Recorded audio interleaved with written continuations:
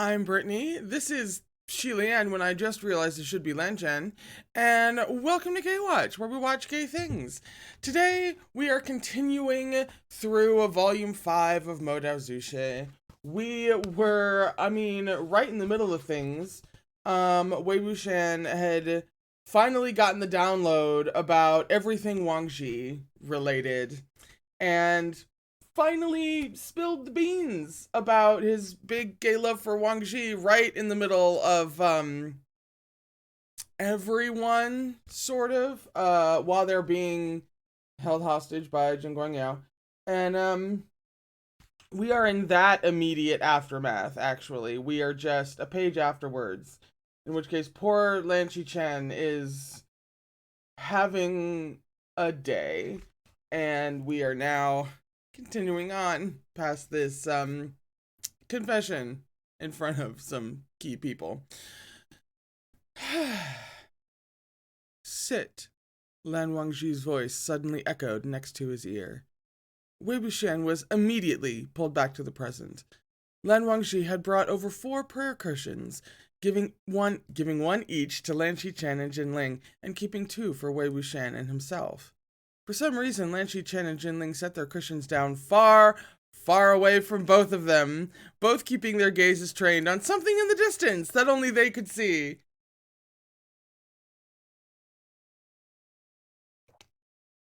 Holy shit. Jin Guangyao and his men had gone out back to check on the progress of the excavation. Wei Wuxian tugged Lan Wangji down to sit. Lan Wangji might still have been a little dazed, for he stumbled a bit at the tugging before steadying himself in his seat. As he tried to calm himself, Wei Wuxian stared at Lan Wangji's face. Here we go! Lan Wangji's downcast gaze made it difficult to tell what he was feeling. Wei Wuxian knew what he'd said earlier by itself was probably not enough to make Lan Wangji believe him. No, you're gonna hammer the point home? Of course you would. He'd been enduring Ling Chi for so long, with his incredibly clueless, disreputable tormentor smiling all the while. Disbelief was the natural response. As he reflected on this, Wei Wuxian's chest tightened with heartache until he was trembling all over. He didn't dare think any deeper on the subject. In that moment, the only thing he knew was that he had to treat Lan Wangji with some stronger medicine. Lan Zhen, look at me, he stammered. His voice was still a bit taut. Lan Wangji complied. Wei Wuxian inhaled deeply, then began to quietly confess. My memory is really bad. There's a lot from the past I don't remember, which includes that time at Nightless City. I don't remember a single thing that happened after that night. Lan Wangji's eyes slowly widened. Wei Wuxian seized Lan Wangji by the shoulders. But from now on, I'll remember everything you've said to me, everything you've done. I won't forget a thing. He's met with silence from Wang Ji in the form of ellipsis. You're especially wonderful. I like you, Wei Wuxian said. Or, in other words, I fancy you. I love you. I want you. I can't leave you. I whatever you. Oh my god. This boy.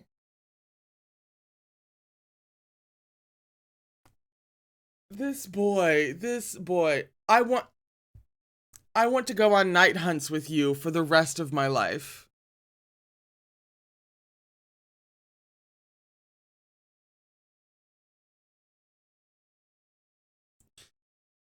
Wei Wuxian pressed 3 fingers together in a solemn vow. He pointed to the heavens, then to the earth, then to his heart. I also want to sleep with you every day. I swear this isn't a whim. I'm not messing with you like I have in the past. And I'm also definitely not saying this because I feel like I owe you something. No more of that nonsense. I just really like you so much that I want to sleep with you. I don't want anyone else but you. It has to be you. You can do anything you want to me. Have your way with me, however you see fit. You're going to kill this man, Wuxian! He's going to fall over! I'll like it no matter what, as long as you're willing to be with me. Before he could finish, a sudden gust blew into the hall and extinguished the rows of candles inside the temple. The drizzle had grown into a storm while they weren't paying attention, and the long extinguished lanterns hanging outside swayed and knocked against each other in the whirling wind and rain. Everything sank into darkness. Oh! Art! Wei Wuxian couldn't speak another word. In the blackness, Lan Wangji had seized him and pulled him into a tight embrace that sealed his mouth against his chest. His breathing was frantic and uneven. Kind of like mine. His breathing was frantic and uneven as he rasped next to Wei Wuxian's ear. Fancy you. Wei Wuxian returned the tight hug and exclaimed, "Yes! I love you. I want you." "Yes!" Wei Wuxian cried loudly. "I can't leave you. Is Wang Xi just repeating the entire thing to Wuxian? Oh, sorry. I don't want anyone else but you. It has to be you." All muffled, Lan Wangji repeated what Wei Wuxian had said over and over, his voice and body shaking alike. Wei Wuxian thought he seemed on the verge of tears. Oh, the art! Look at it! Finally! 5 volumes! Took 5 fucking volumes to get here. Oh! Oh! Oh! With every repeated phrase, he tightened his arms around Wei Wuxian's waist. Though the constriction hurt, Wei Wuxian's only response was to embrace Lan Wangji's shoulders even more firmly. He was practically suffocating himself, but he was a glutton for the pain, hating only that he couldn't squeeze him any harder. He couldn't see a thing, but their chests were pressed so snugly together that there was no ignoring the beating of their hearts. Fuck you, fuck you, fuck you. Wei Wuxian could feel Lan Wangji's wildly pounding heartbeat perfectly, and the scalding heat that seemed ready to burst out of his chest. Honestly, I'm surprised you didn't give him a heart attack. Are you kidding? With the avalanche of queer that you just dumped on this poor man's head after waiting in suffering in silence for... I'm just surprised that Wangji's conscious, frankly. Where the hell was I? And, though it might have been his imagination, he thought he felt a quiet teardrop fall on the nape of his neck. Rapid footfalls echoed in the hall. Jin Guangyao had returned from the temple's rear grounds with several cultivators. 2 monks had to brace themselves against the force of the gale and expend all their strength to close the front doors and pull the heavy latch into place. Jin Guangyao took out a fire talisman and gently blew on it to ignite it, then used it to relight the red candles. The row of dim yellow flames was now the only light inside the lonely temple battered by the night rain. Suddenly, there were 2 brisk blows on the outside of the door. Someone was knocking. Everyone inside the temple reacted at once, their gazes drawn toward the entrance. The 2 monks who had just closed the doors tensed as though they were about to face a great enemy. They silently pointed their swords at the gates. Jin Guangyao, sounding composed, inquired, "Who is it?" "Sect leader, it's me," someone answered from the other side. It was Suchet's voice. "Oh, that's right. We gotta deal with this asshole." Jin Guangyao made a gesture, and the 2 monks pulled at the door latch. Suchet entered, accompanied by a blast of fierce wind that nearly extinguished the rows of candles. The flames flickered, dimming and brightening in turn. The 2 monks closed and locked the grand doors anew. Suchet was drenched by the storm, grim-faced and frozen Grim-faced and frozen through to the point his lips were visibly purple. He had a sword gripped in one hand and dragged a person behind him with the other. Once inside, he was about to toss the man to the ground when he saw Wei Wuxian and Lan Wangji sitting on a pair of cushions in the corner, loath to draw apart from each other.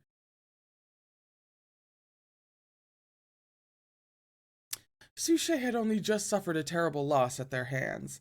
His face fell. He immediately brandished his sword and looked to Jin Guangyao, then calmed when he saw the man was at ease, like nothing was the matter. He knew this meant the 2 of them were under Jin Guangyao's control. "What's going on?" Jin Guangyao questioned. "I ran into him on the way," Suchet explained. "I thought he might be useful, so I captured him." Jin Guangyao approached and looked down. "Did you hurt him?" "No, he fainted from terror," Suchet stated as he threw their new captive to the floor. "Don't be so rough, Min Shen," Jin Guangyao chided. "He's easily frightened and can't withstand falls." "Yes, sir." Suchet immediately heeded his words, lifting the person he had just dropped so haphazardly and laying him carefully at Lan Shichen's side. Lan Shichen's attention had been fixed on this person since the moment he arrived. When he brushed the man's wet mussed hair off his face, it was exactly who he'd suspected. Ni Huasang, who had fainted from fright. He'd likely been on his way back to Qing'e. After recuperating in Lotus Pier when Su She had intercepted and apprehended him. Lan Shichen looked up. Why have you detained Huasang? Having another family head here will make others more wary, Jin Guangyao replied. But please rest assured, Urga. You know how I've always treated Huasang in the past. When the time is right, I will free you both without harming a single hair on your heads. Should I believe you? Lan Shichen asked, his tone lukewarm. It's your choice, I suppose, Jin Guangyao said. Regardless of whether you believe me or don't, there's nothing you can do about it, Urga. Su She had turned his gaze toward Wei Wuxian and Lan Wangji. He let out a snort. Heng Wanjun, Yiling Patriarch, I never thought we'd see each other again so soon. The tables have turned completely, too, he taunted. How does it feel, huh? Lan Wangji did not respond. He never paid any mind to this sort of meaningless provocation. Wei Wuxian, on the other hand, thought, how have they turned? You were the one who fled the burial mounds. Aren't you still fleeing, even now? But Su She had probably kept this bottled up far too long, and needed no provocation to launch into a resentful screed. He looked Lan Wangji over with a calculating eye. You're still putting on airs. You think you come across so calm and collected, he jeered. How long do you plan to keep that up? Lan Wangji still did not respond, but Lan Shichen spoke up instead. Sect Leader Su, I do not believe we ever mistreated you when you studied with our land clan of Gusu. Why target Wangji in this way? As if I dare target Lander Gongji, the boy prodigy. I just can't stand the way he acts like he's all that. All that. Although this wasn't the first time Wei Wuxian had learned someone's hatred could be born without reason, he couldn't help but feel perplexed. Has Heng Wanjun never said he thought himself to be that amazing? If I remember correctly, the Land Clan even has an arrogance is prohibited rule in their family precepts.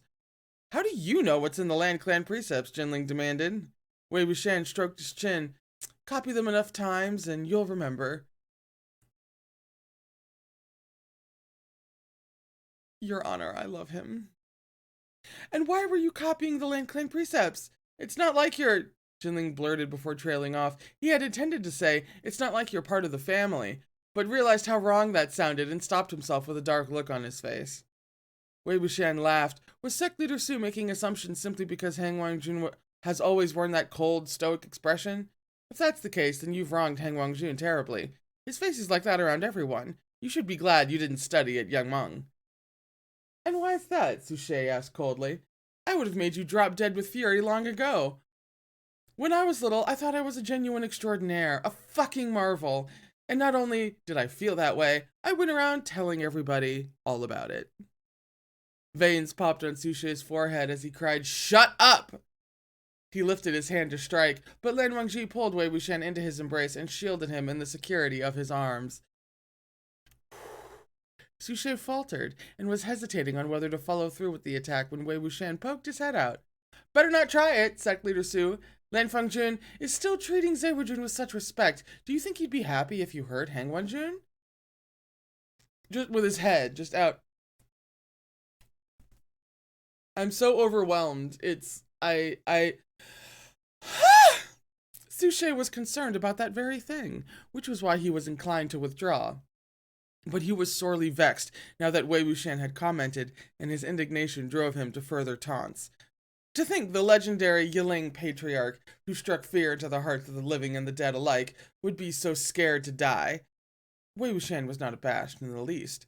You flatter me, but it's not that I'm scared to die. It's that I don't want to die.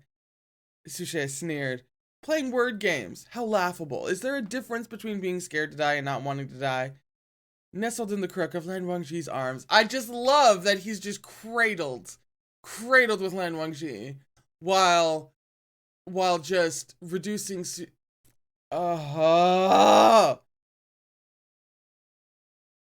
Nestled in the crook of Lan Wangji's arms. Wei Wuxian replied, Of course there is. For example, I don't want to tear myself away from Lan Zhan right now. How is that the same as being scared of tearing myself away from Lan Zhan?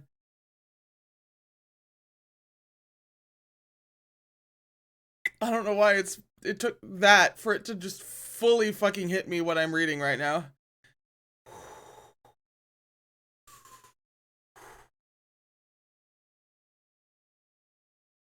After a brief moment of thought, he added, "Sorry, I take that back. Maybe those two things are pretty much the same."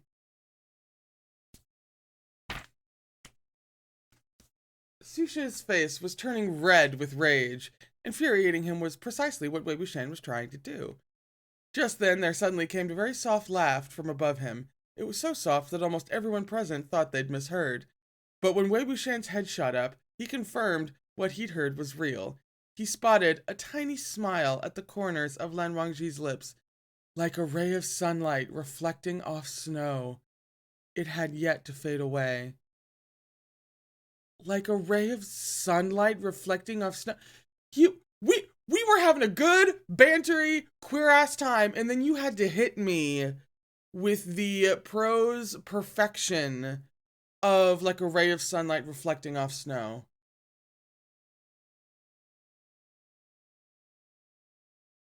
I hate her. Flames on the side of my face. I hate her so much. Now it wasn't just Su She who was stunned, but Lan Qichen and Jin Ling as well. It was common knowledge that Han Wangjun was internally taciturn and cold as ice, as though he'd been born with a disinterested look etched onto his face. Almost no one had ever witnessed him smile, not even the smallest upturn of his lips. No one had ever expected to see him smile under these circumstances. Wei Wuxian's eyes bulged. It was a while before he managed to swallow hard, throat bobbing with the effort. "Lanjian, you..." I love that now that they have finally turned the big gay corner, they can't help but be the biggest, gayest things you have ever seen in your entire life. Like, now that the lights are on, they're on like full blast, like the brights are on. Like, they cannot keep themselves from being as like, oh my god, queer romantic as possible.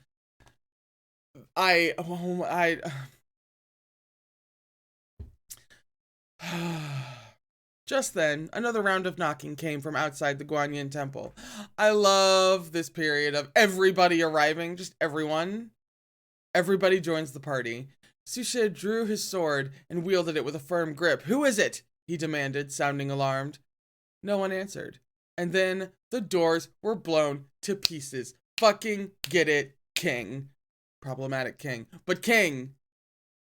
The wind and rain burst inside to herald Zidian's oncoming strike. Coursing with spiritual light, it struck Su She squarely on the chest and sent him flying backward. He crashed heavily into a round red wood pillar and spat out a mouthful of blood. The two monks guarding either side of the entrance were also hit by the aftershock and sprawled on the ground, unable to rise.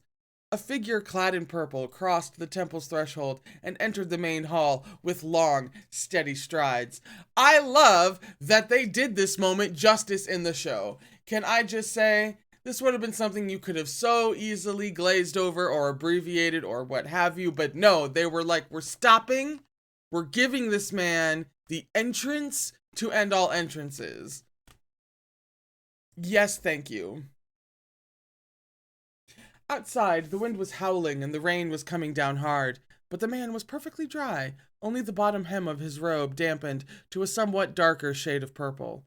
Raindrops pelted and splattered off the oil paper umbrella he held in his left hand. In his right hand he held Zidian, its cold light sizzling and flashing wildly. The expression on his face was darker than the stormy night. "Juju," Jinling called, sitting upright at once. Zheng Cheng glared at him. "Now you know to call for me," he snapped coldly. "Why did you run away then?" Whether consciously or otherwise, his gaze fell on Wei Wuxian and Lan Wangji. The eyes of the two parties had yet to meet when Su She pushed himself up with the help of his sword and lunged at Zheng Cheng. Before Zheng Cheng moved, there was a flurry of barking. Fairy soared into the temple like a flying fish, pouncing straight towards Su She. The moment Wei Wuxian heard the dog, his hair immediately stood on end, and he shrank into Lan Wangji's embrace. Scared completely out of his wits, he cried out, "Lanjian!" Lan Wangji already knew to hold him. He assured him. "I am here." It's the our moment that I'm so fond of. Oh my god! The drama queens! Hold me, Wei Wuxian pleaded. I am, Lang Wangji replied. Hold me tight, Wei Wuxian then specified. I am, Lan Wangji confirmed. The biggest queens. Zheng Cheng wasn't looking at them, but their voices alone set the muscles on his face and the corners of his lips twitching. He seemed to want to look their way at first, but then kept his head from turning at all. Coincidentally, several monks and cultivators, oh! The art! Hang on. Had now emerged from the back of the hall, charging with their swords brandished. Snorting, Zheng Cheng lashed a dazzling purple arc with a swing of his hand, sending everyone it hit flying through the air. The oil paper umbrella remained perfectly steady in his left hand all the while. When the hall was filled with the fallen, still shuddering and convulsing like they had current coursing through their bodies, Zheng Cheng finally closed his umbrella. Look at this badassery. Look at it. Look at it. Look at this. Ooh! On his hot boy shit. What the fuck? Suchet was yelling, oh, no, don't want to see my face. Suchet was yelling angrily at the black-haired spirit dog who attacked him relentlessly, while Jin Ling shouted encouragement at his hound. Fairy, watch out, bite him, Fairy, bite his hand! Lan Shichen called out a sharp warning. Sect Leader Zhang, be careful of the Guqin sound. He had just spoken when a couple of Guqin notes rang from the back of the room. But Zhang Cheng was on high alert, having already fallen for that wicked song back at the burial mounds. The notes had only just sounded when he kicked a fallen cultivator's longsword into the air with the tip of his foot, chucked the umbrella aside, and caught the sword. His other hand drew Sandu from his waist. Wielding a sword in each hand, he crossed them above his head. The two swords scraped against each other with a harsh, piercing noise that drowned out the sound of Jin Guangyao's Guqin. It was a very effective way of breaking the spell. There was only one downside, that the sound was awful, a horrid screech fit to pierce one's eardrums. It was even harder for people from Gusu, like Lan Shichen and Lan Wangji, to endure. The two of them knitted their brows faintly. But Lan Wangji had his hands full, dutifully holding Wei Wuxian, rendering him unable to cover his ears. And so Wei Wuxian reached up and put his own hands over Lan Wangji's ears, listening to the dog barking and shaking all the while. No wonder they couldn't get together until the final stretch. Here. It would have just been one long stone-faced. Zheng Cheng charged toward the back of the room as he continued wielding his two swords to produce the mood-killing, ear-splitting demonic noise. Before he could fight his way there, however, Jin Guangyao emerged on his own. I'm on page 44, by the way. I forgot to mention what page we were starting on, but I am now on page 44. Sect Leader Zhang, in consideration of the power of your attack, I concede defeat, he said as he walked out with his hands covering his ears.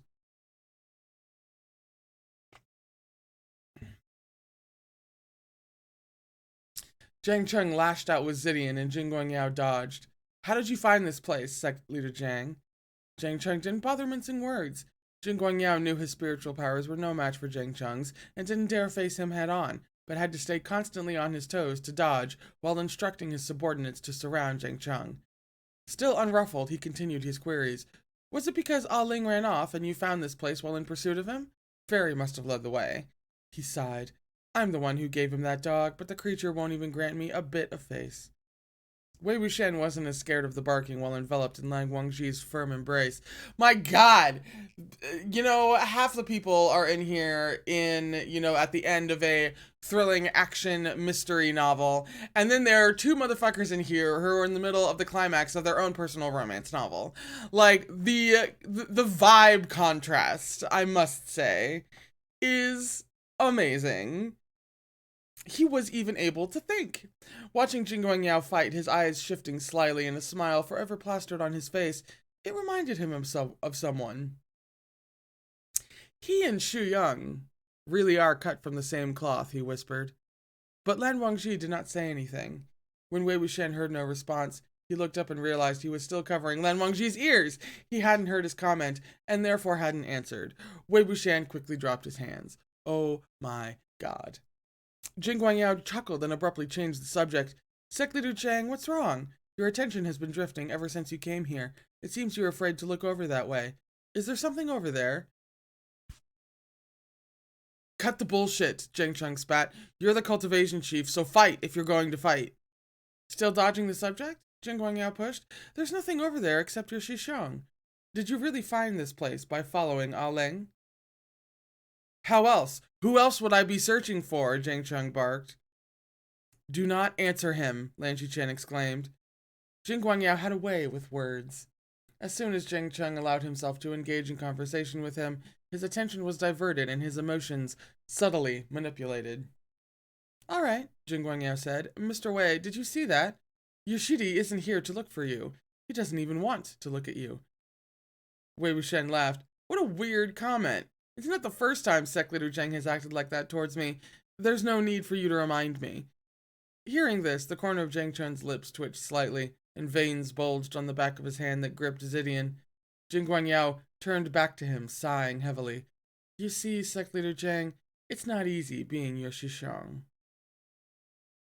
Wei Wuxian grew alarmed, noticing how Jin Guangyao kept bringing the conversation back to him. Sect Leader Jin, is it not even harder being your sworn brother? Zhang Cheng retorted.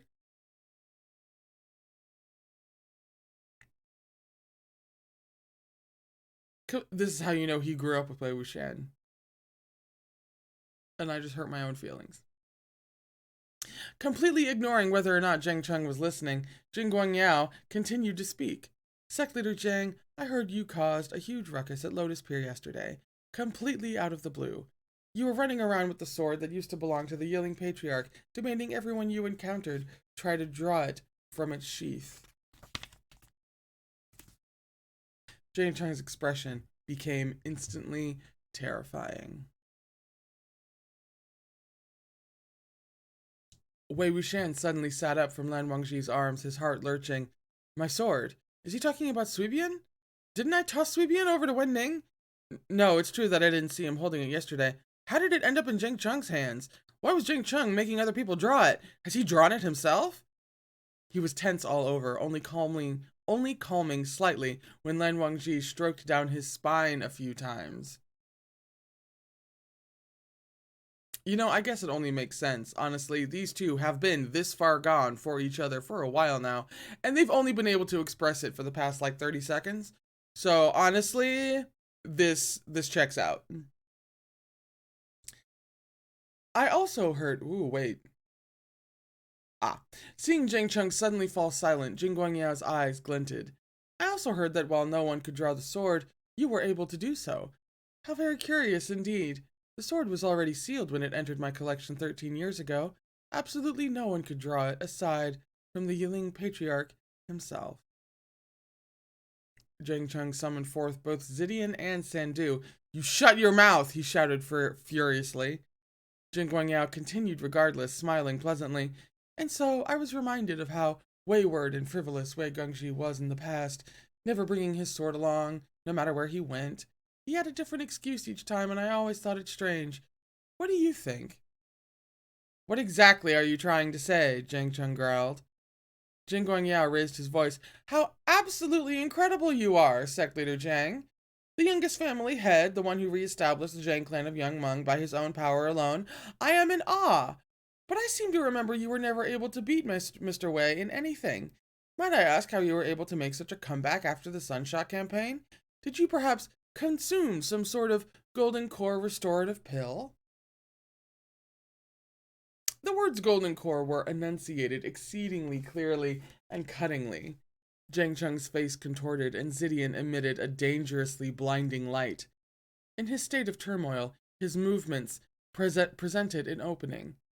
Jin Guangyao, who had been waiting for this chance, whipped out the guqin string he had on hand.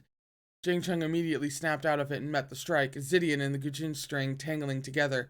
Jin Guangyao's palm went numb, and he immediately let go.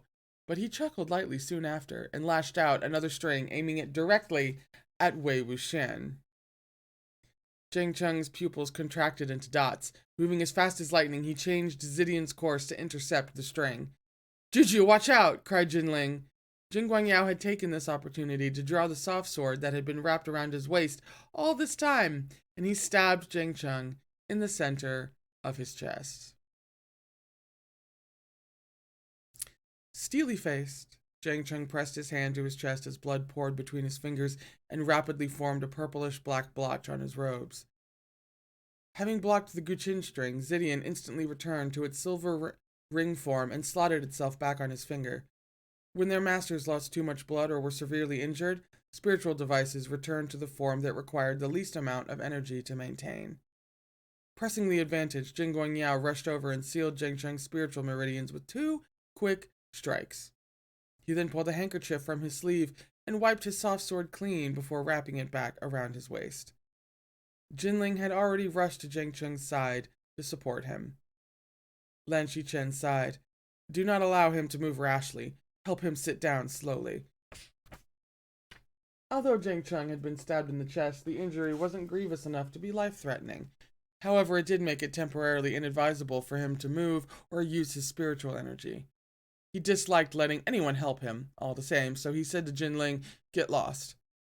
Jinling knew Jiang Cheng was still furious with him for running off on his own. Knowing he was in the wrong, he didn't dare to talk back.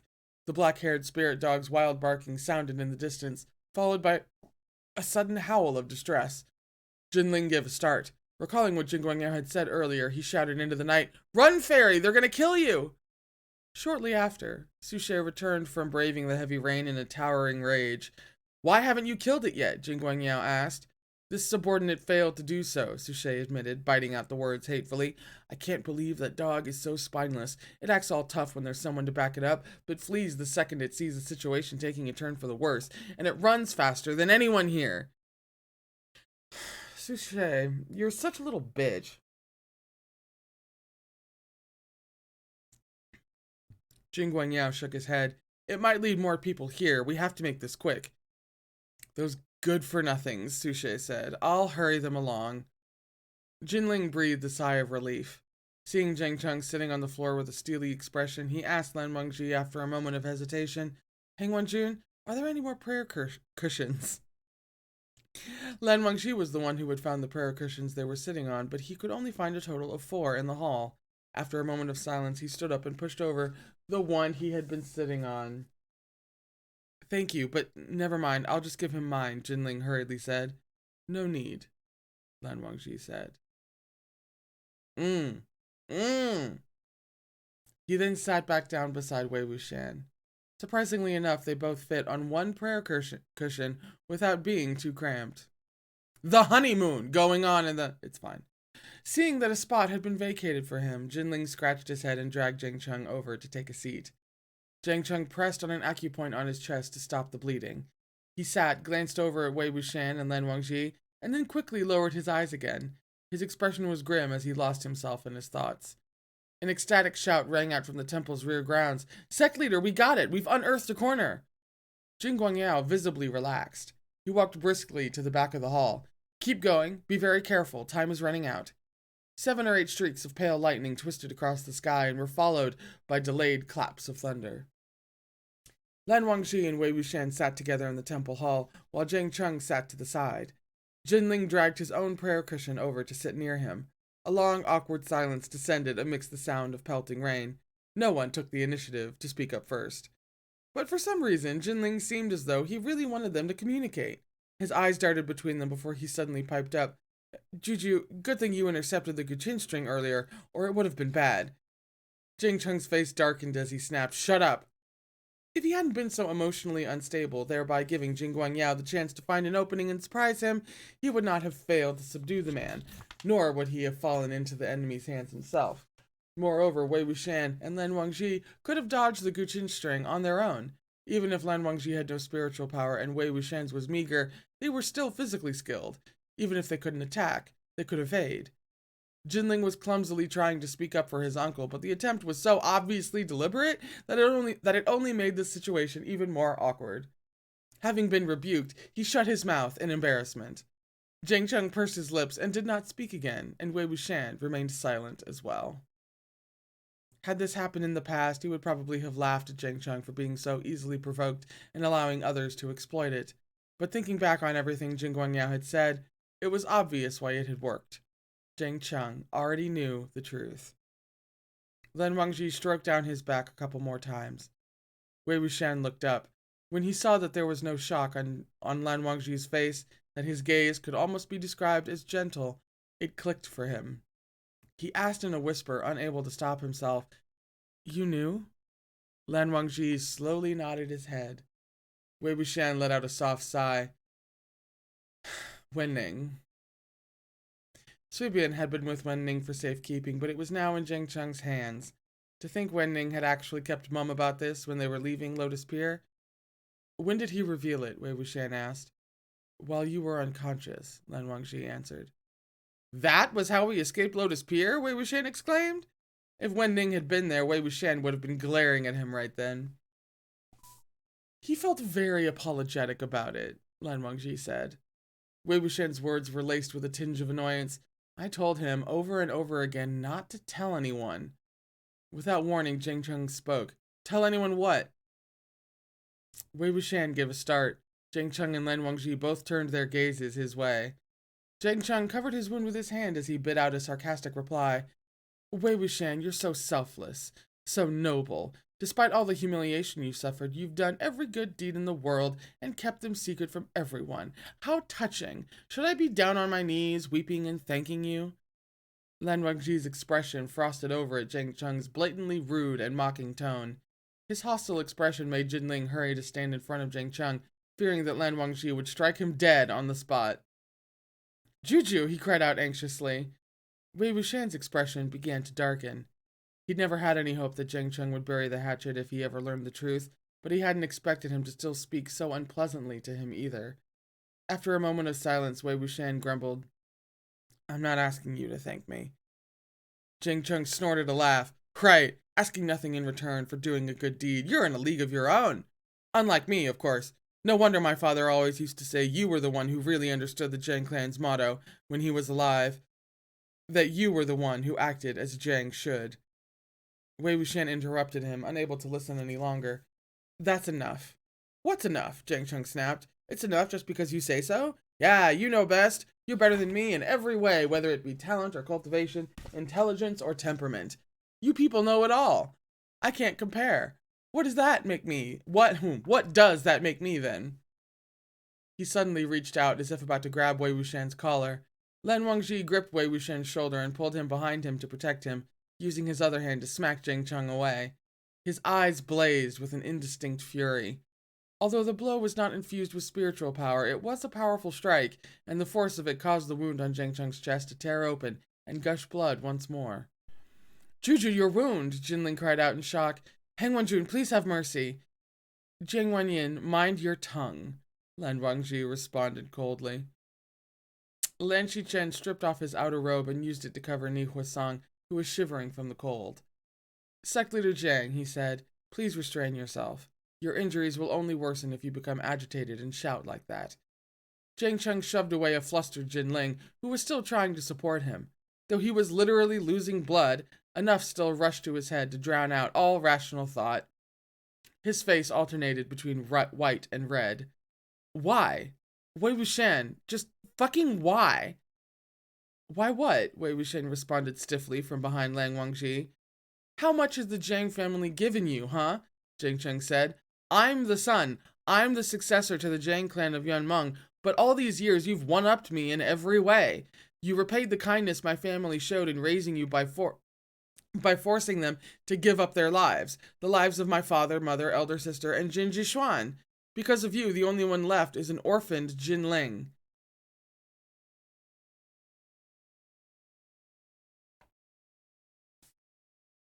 Jinling jolted. His shoulders drooped and his expression wilted too. Wei Wuxian moved his lips, but was ultimately unable to say a word. Lan Wangji turned and caught his hand in his own. Meanwhile, Zheng Cheng was still relentlessly hurling abuse at Wei Wuxian. Wei Wuxian, who was the one who broke his own promise and betrayed the Zhangs? You said it yourself, that you'd be my subordinate and support me for life when I became the head of the family. The Lan clan of Gusu has their twin Jades, and the Zhang clan of Young Meng had their twin heroes. You said you'd never betray me or the Zhangs. Who was the one who said all that? I'm asking you, who said it? Did it all amount to shit? He only worked himself into more of a fury as he kept yelling. And what happened in the end? You went and protected outsiders. And they were Wens, no less. How much of their rice did you eat? You defected at the drop of a hat with not a moment's hesitation. What did you take my family for? You did every good deed known to man, but when it came to doing bad deeds, it was always out of your hands. You had no choice. You had some difficulties you just couldn't mention. Difficulties, my ass. You never tell me anything. You treat me like a fool. How much do you owe the Jane clan? Should I not hate you? Can I not hate you? Why does it now look like I'm the one who let you down? Why do I have to feel like I've been a fucking clown all these years? What am I? Does it serve me right to be blinded by your brilliance? Am I not supposed to hate you? Lan Wangji shot to his feet. Jinling leapt in front of Jiang Cheng in a panic. Han Wangju, my uncle is injured. Jiang Cheng smacked him to the ground. Let him come at me. You think I'm afraid, Lan Er? Jinling froze after receiving that single slap. And it wasn't just him. Wei Wuxian, Lan Wangji, and Lan Xichen had all gone still. Jiang Cheng was crying. As tears streamed down his face, he hissed through gritted teeth. Why didn't you tell me? He clenched his fists, looking like he wanted to punch someone. Like he wanted to punch himself. In the end, he smashed his fist into the ground. He should have been able to hate Wei Wuxian without qualms, but the golden core circulating spiritual energy in his body made it impossible for him to justify such hate. Wei Wuxian was at a loss. He had decided not to tell Jiang Cheng precisely because he hadn't wanted to see him like this. He'd vowed to Jiang Fengmian and Madame Yu that he would take care of Jiang Cheng, and that promise was rooted eternally in his heart. If someone as competitive as Jiang Cheng ever learned of the core transplant, he would be left in anguish and sorrow for the rest of his life, unable to face himself, unable to overcome the hurdle the knowledge posed.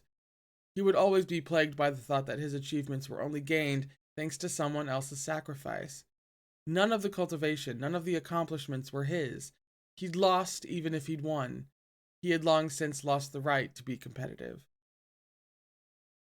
Later, I'm about to cry. Am I okay?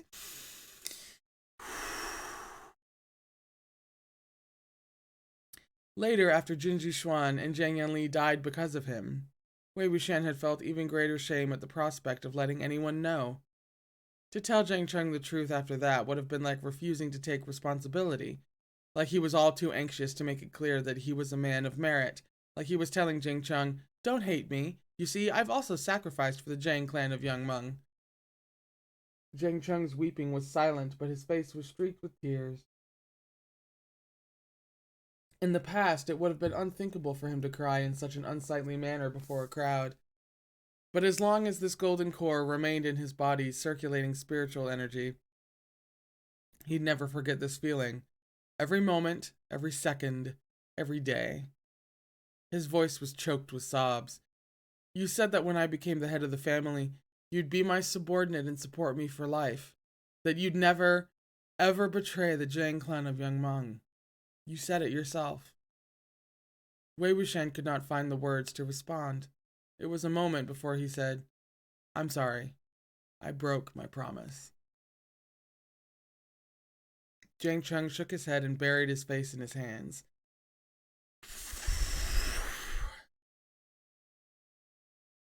After a while, he suddenly snorted out a laugh. Making you apologize even at a time like this, he said, voice muffled and tone derisive. I must be so important. Sect leader Jiang always spoke with some degree of derision, but this time he was not mocking anyone but himself. I'm sorry, he blurted all of a sudden. Wei Wuxian was taken aback. There's no need for you to say sorry. At this point, there was no way to measure. Ooh.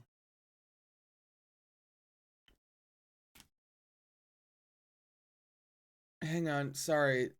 One sentence summed up the entire thing. I lost it. Where did it go? I can't even there it is. At this point, there was no way to measure who let down whom.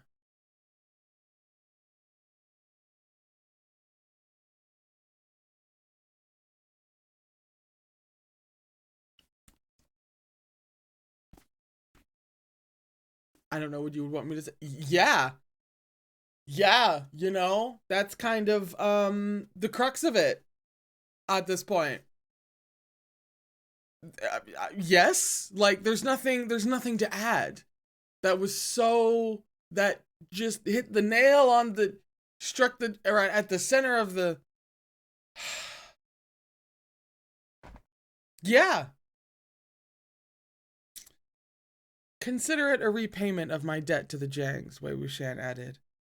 Jiang Cheng raised his head and looked at him with bloodshot eyes. To my father, my mother, my sister? He asked in a hoarse voice. Wei Wuxian rubbed his temple.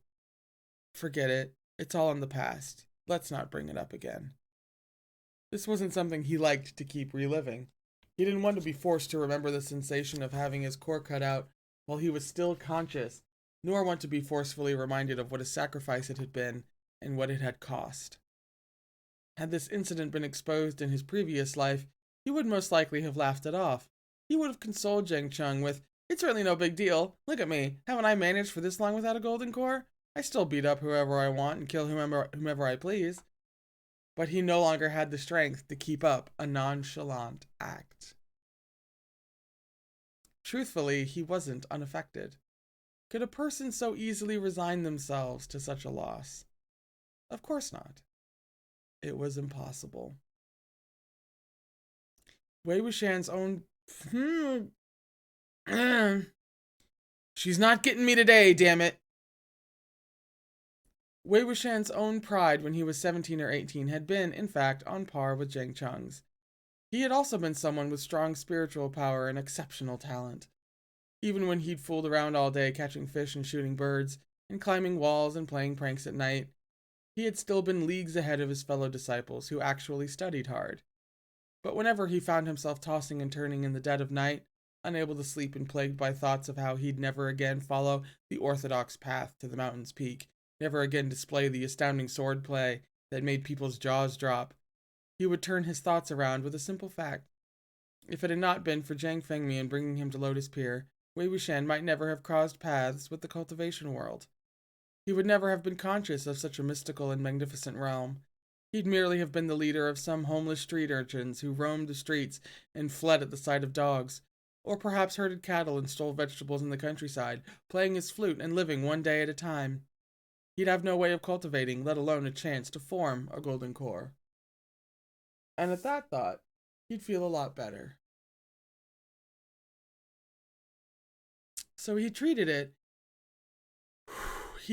as a repayment of his debt, or an atonement for his sins. Treated it as if he had never... Bitch!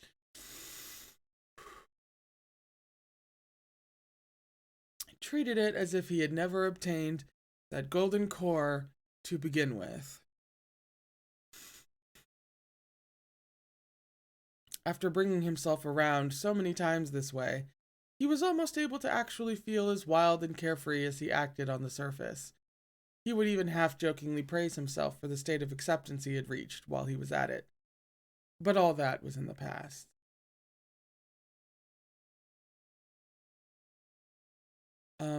He began, "Stop thinking about it all the time. I know you'll never forget it, obviously, considering what you're like, but how should I put this?" He tightened his hold on Lan Wangji's hand. "I really do think it's water under the bridge. It's been so long, there's no need to dwell on it."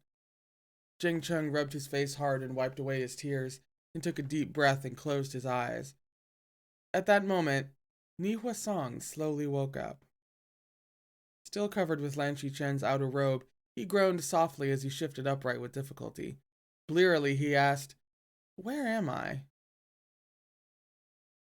He could never have imagined he'd be greeted by the sight of Wei Wuxian and Lan Wangji sitting snugly together on a prayer cushion as soon as he woke. Yeah, you open your eyes and that's the first thing you see? The Yiling Patriarch was almost in Han Wangjun's lap. I know, I keep picturing it.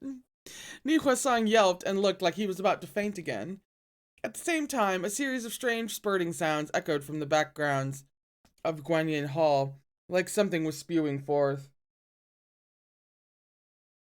A moment later, screams rang out from the group of cultivators who had been digging. Everyone's expressions changed as a subtle yet pungent smell wafted into the hall. Although Lan Chen covered his mouth and nose with his sleeve, his face betrayed a hint of concern. Soon after, two figures stumbled into the hall. And that is the end of part 1 of this chapter. We are now moving on to part 2 at page 59. Su She was supporting Jin Guangyao, both their complexions pallid. The wailing from the temple's rear guards continued on. Sect leader, how are you feeling? Su She asked. A bead of cold sweat trickled down Jin Guangyao's forehead. I'm fine. Thanks for earlier. His left hand hung limply. He seemed unable to lift it, and the entire arm was trembling. Enduring the pain, he reached his right hand into his robe to retrieve a bottle of medicine. Opening it with one hand proved to be an inconvenience. Seeing him struggle, Su She hurriedly took the bottle and tipped a pill into Jin Guangyao's hand. Frowning, he lowered his head to swallow it. His brows promptly relaxed. Lan Chen hesitated briefly before asking, "What happened to you?" He hesitated briefly, did he?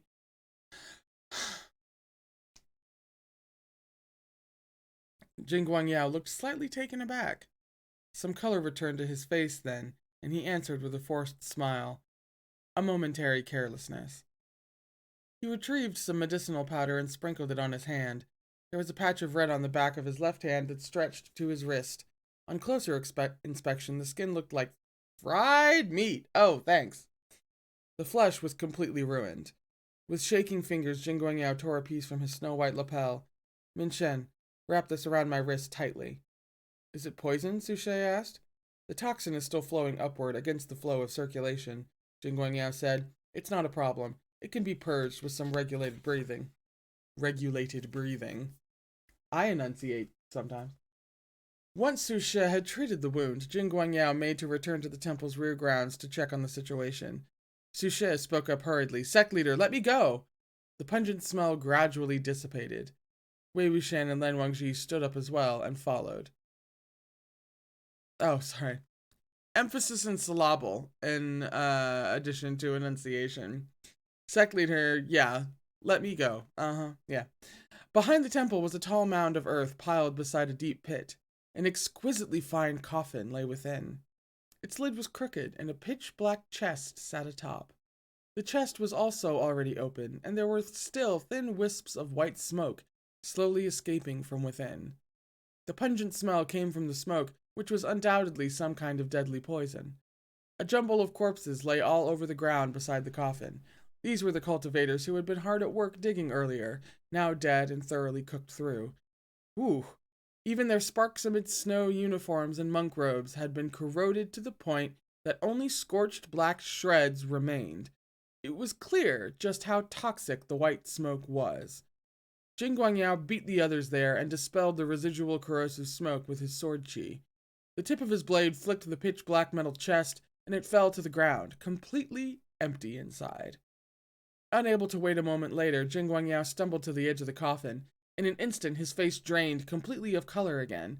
His expression alone was enough to tell the others that the coffin, too, was completely empty. Lan Chen came over, looking shocked at the horrid state of things. What exactly did you bury here? How could this happen? Even a cursory glance at the scene made Ni Huasong keel over from fright and start dry heaving. Jin Guangyao's lips quivered, but he did not speak. A bolt of lightning flashed, illuminating the ghastly paleness of his face. His expression was so horrible that it seemed to send a shiver of terror down Ni Huasong's spine. No longer daring to keep retching so loudly, he shrank back behind Lan Chen, trembling from cold or fear.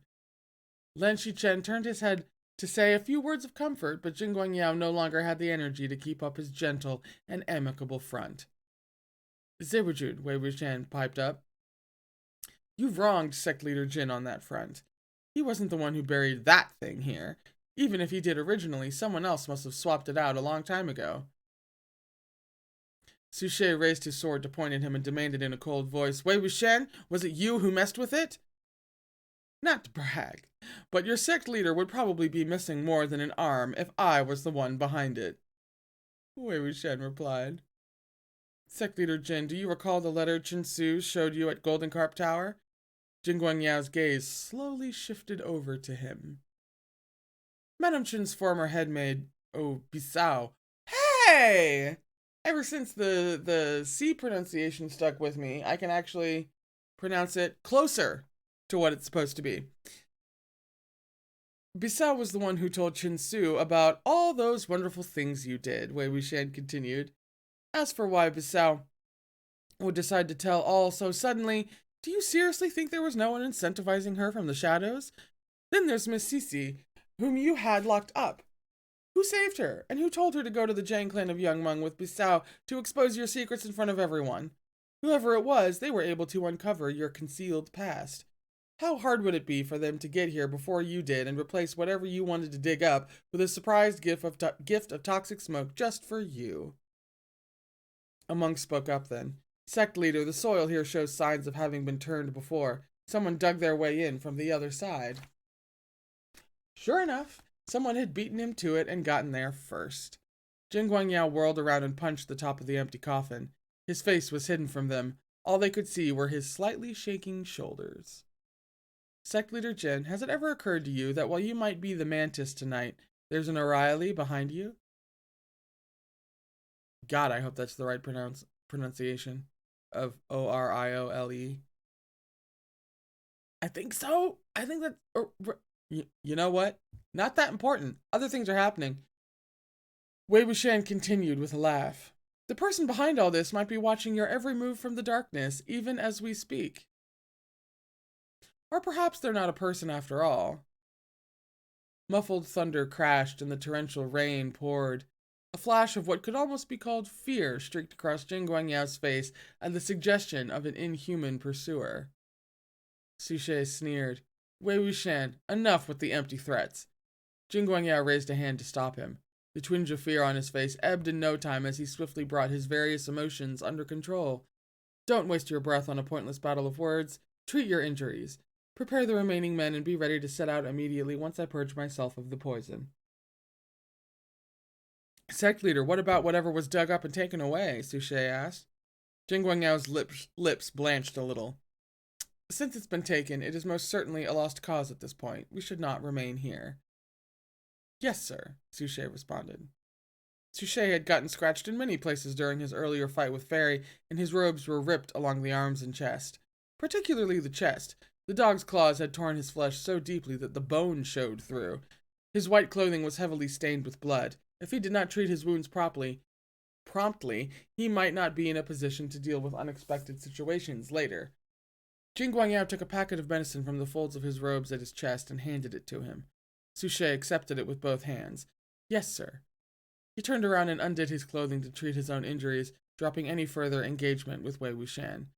Jin Guangyao's burned left hand still did not heed his commands, so he could only sit and focus on regulating his breathing to expel the poison. The cultivators who were still alive patrolled the Guanyin temple's grounds with their swords at the ready. Ni Huasang's eyes bulged when he saw the bright, gleaming blades. Without his bodyguards around, he didn't even dare breathe heavily, but cowered in a corner behind Lan Shichen and sneezed quite a number of times. Suchet is so condescending toward everyone, and especially resentful of Lanjan, but he treats Jin Guangyao with such respect, Wei Wuxian thought. He unconsciously turned to look at Lan Wangji, catching an unexpected flash of frost in his eyes. Turn around, Lan Wangji coldly commanded Suchet. Suchet was turned away from them, head lowered, busy applying ointment to the claw marks on his chest. Lan Wangji's sudden, authoritative tone made him unconsciously obey the command. As he turned, Zheng Cheng and Jinling's eyes both widened. The smile on Wei Wuxian's face died instantly. So it was you, he blurted in disbelief. It was then that Suchet realized his mistake, immediately covering his chest with his clothes, but everyone present had already gotten a clear look at what he had exposed. The skin near his heart was densely pockmarked with dozens of hideous-looking black holes of varying sizes. We don't like to talk about it. We don't like to visualize it. We are moving on. Marks from the 1,000 sores and 100 holes curse. And these were clearly not the result of being the curse's target. Had that been the case, then judging by how far the holes had spread, Suchet's internal organs and golden core would have been riddled too, leaving him unable to use his spiritual powers. But he could still use transportation talismans regularly, which consumed an enormous amount of spiritual energy each time. There was only one explanation for the marks. They had been left behind thanks to curse rebound after he had cast the spell on someone else. It wasn't like Wei Wuxian hadn't tried to find the spellcaster to clear his name, but it was like finding a needle in a haystack. And merely finding the culprit wouldn't have resolved everything that came after, so he had stopped holding out hope. Who could have imagined he would chance upon the culprit tonight? Truly, you can wear out iron shoes searching in vain, only to effortlessly stumble on what you seek by sheer luck. Jinling didn't understand, and Ni Huasong probably didn't either. But Lan Qichen was already looking at Jin Guangyao as he asked, Sect Leader Jin, was this also part of the plan for the Qianxi Path ambush? Why would you think that? Jin Guangyao answered with a question. Do you even need to ask? Zheng Cheng asked coldly. If Jin Zixun hadn't been hit by that curse, nothing that transpired after would have happened. That one incident helped you dispose of both Jin Zixuan and Jin Zixun, who were juniors of the same generation as you. It removed every obstacle in your path to succeeding the leader of the Jin clan of Lanling and taking up the position of cultivation chief. Suchet cast the curse, and he's your trusted aide. Is there even a question of whose orders he acted on? Jin Guangyao didn't comment, appearing to be concentrating on regulating his breathing. Wei Wuxian was so furious he had to laugh. Have I ever offended you? He questioned Suchet with a glare. I bear you no grudge, and have no feud with you. Heck, I barely even know you. Do you go here? Wei Gongji, Jin Guangyao said, shouldn't you understand this better than anyone? Does having no grudges or feuds mean you can live in peace? How is that possible? Everyone in this world starts out without grudges or feuds, but someone will always stab first. I mean, that speaks to someone's outlook on life. Understandably so. Evil scum, Zheng Cheng spat hatefully. Suchet only sneered in response. Stop thinking so highly of yourself. Who said I cursed Jin Zixun to frame you? I wasn't even under Sect Leader Jin's command at the time. I cast that curse because I wanted to. Did you have a feud with Jin Zixun then? Wei Wuxian asked. Haughty people like him, I'll kill every single one I come across, Suchet said. Now, that's actually somewhat believable. Wei Wuxian knew the haughty person he detested the most had to be Lan Wangji. He couldn't help but ask, exactly what dispute do you have with Heng Wanjun? How is he... How is he supercilious? Am I wrong? Suchet said. If Lan Wangji hadn't been born into a good family, what reason would he have to be so conceited? Oh, let me list the ways. But I think Wei Wuxian's about to do that for me. Who is he to say that I imitate him? Everyone praises him for his noble character. Yeah, right, the renowned cultivator Heng Wanjun, so noble he gets up to all sorts of sordid, scandalous acts with the Yiling patriarch, who was wicked beyond redemption and condemned by all. What a joke. This boy's been asking for it since he first arrived, let's be honest. Wei Wuxian was about to speak when he suddenly realized Suchet's gloomy, resentful expression was familiar. He'd seen it somewhere before. Suddenly, it dawned on him. It was you! The disciple whose sword had fallen into the waterborne abyss in Beling Lake at Sai Town, and the disciple who had shoved Mian Mian forward in the cave of the Xuanru of Slaughter, both had been Suchet. Wei Wuxian suddenly erupted in laughter. I get it now! What is that? Lan Wangji asked. Wei Wuxian shook his head. He knew the kind of person Jin Zixun was. Jin Zixun often turned up his nose at the people from clans affiliated with the Jin clan, considering them no different from servants. He even found it beneath him to attend the same banquets as them. As a member of one such affiliate clan, Suchet inevitably made frequent trips to Golden Carp Tower to attend these banquets, and inevitably ran into Jin Zixun. One was narrow-minded and calculating, and the other was pompous and arrogant. If there had been any unpleasantness between them, Suchet might very well have borne Jin Zixun a grudge. If this really was the case, then the then the Thousand Sores and Hundred Holes curse on Jin Zixun had nothing to do with Wei Wuxian at all. But he was the one who'd ultimately been slapped with the blame. The Chanqi Path ambush had been launched because Jin Zixun was cursed with the Thousand Sores and Hundred Holes spell. Without that, the Jin clan of Lanling would have had no justification for their actions. Wen Ning would not have lost control and gone on a killing spree, and Wei Wuxian would not have had to shoulder a weight as heavy as Jin Zixuan's death. And everything that followed after would not have happened.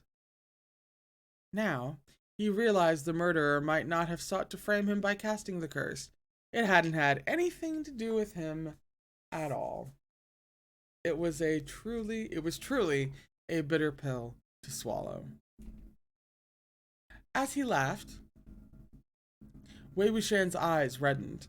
In a tone both sarcastic and self-deprecating, he said, "I can't believe it was because of someone like you, for such a senseless reason." But Jin Guangyao seemed to have seen through him. "Wei Gongji, you can't think of it like that." "Oh," Wei Wuxian said, "you know what I'm thinking."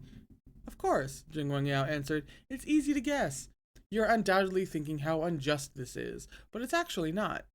Even if Suchet hadn't cast the curse on Jin Zixun, Mr. Wei would have found himself besieged for some reason sooner or later. Because that's just how you are," he continued with a smile. "To put it nicely, you're chivalrous and free-spirited. To put it bluntly, you offend people wherever you go. So unless everyone you offended remained safe and sound for the rest of their lives, you were sure to be the prime suspect if anything untoward happened to them or anyone plotted against them. Revenge would soon follow. That is something you can't control." To everyone's surprise, Wei Wuxian laughed. "Oh dear, what should I do? I actually think you make a lot of sense." Jin Guangyao added, "And besides, even if you hadn't lost control that time at Chanqi Path, could you guarantee you would never have lost control for the rest of your life? And so people like you are destined to have a short life. Now then, doesn't thinking that way make you feel a lot better?" Jing Chung raged. "You're the one with a fucking short life." Wish they kept that in the show. Disregarding his critical injuries, he grabbed Sandu and attempted to charge over. Fresh blood immediately gushed from his wound, and Jinling held him back. Unable to move, Jing Chung was forced to stew in his hatred. "Son of a whore," he cursed. "You have no shame whatsoever. All in the name of rising to the top. Weren't you the one who put Suchet up to it? Who are you trying to fool?" Jin Guangyao's smile froze for a moment when he heard the words, "Son of a whore." He looked at Jang Chung and thought for a moment before saying dispassionately, "Sect Leader Jang, calm down. I understand how you feel right now. You're furious because you found out the truth about your golden core. Looking back on what you've done over the years, your proud heart feels a little guilty. You're anxious to find a villain culpable for what happened to Wei Gongji in his former life, a fiend whom you can saddle with the blame. Then you'll lash out against him to avenge Wei Gongji and to relieve yourself a little of the burden. Perhaps you think that blaming me for everything from the Thousand Swords and Hundred Holes curse to the Chanqi Path ambush can alleviate your troubles. By all means, go ahead. It doesn't matter if you think that way. But you have to understand that you are also responsible for what happened to Wei Gongji.